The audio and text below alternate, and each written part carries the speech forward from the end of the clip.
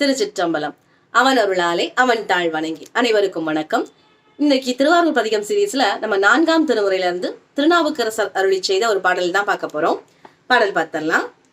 போல் ஒத்த வெண்மதியம் சூடி பொலிந்திலங்கு வேழத்து உரிபோர்த்தான் வெள்வளையாள் தான் வெறுவ ஊழித்தி அண்ணானை ஓங்கு ஒலிமா பூண்டதோர் ஆழித்தேர் வித்தகனை நான் கண்டது ஆரூரே.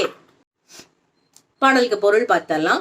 போல் ஒத்த வெண்மதியம் சூடி பொலிந்திலங்கு. போல் அப்படின்னா பிளந்தது போன்று காட்சியளிக்கக்கூடியன்னு அர்த்தம். பிளந்தது போன்று காட்சியளிக்கக்கூடிய வெண்மதியம் பால் போன்று வெண்மையான நிலவினை சூடி தன் தலையில் சூடிக்கொண்டு, பொலிந்திலங்குன்னா சூடிக்கொண்டு அழகுடன் விளங்குபவன் அர்த்தம். வெள்ளத்து உரிபோர்த்தான் வெள்வளையாள் தான் வெறுவ. வெள்வளையாள் தான் வெறுவ முதல்ல எடுத்துக்கலாம். வெள்வளையாள் தான் வெறுவன்னா வெள்வளையான வெண்மையான சங்கினை வளையல்களாக அணிந்த உமையம்மை அஞ்சுமாறு, வெறுவன்னா அச்சம் கொள்ளுமாறு.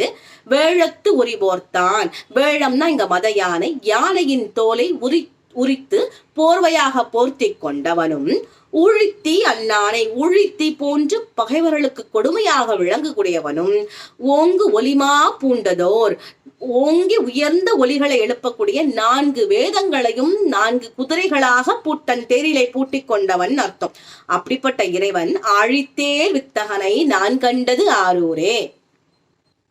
இந்த 4 குதிரைகளையும் 4 வேதங்களையும் 4 குதிரைகளாக மாற்றி தன் தேரிலை பூட்டி கொண்ட இறைவனை நான் எங்க பாக்குறேன்?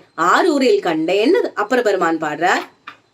ஆழித்தேர் வித்தகன் ஏன் குறிப்பிடுறார் அப்படின்னா, ஆழினா கடல், கடல் போன்று மிக பெரிய பிரம்மாண்டமான தேர் தான் நம்ம திருவாரூர் தியாகராஜாவோட தேர். ஒவ்வொரு வருஷமும் பங்குனி மாசம் ஆயில நட்சத்திரத்தனைக்கு தான் தேரோட்டம்.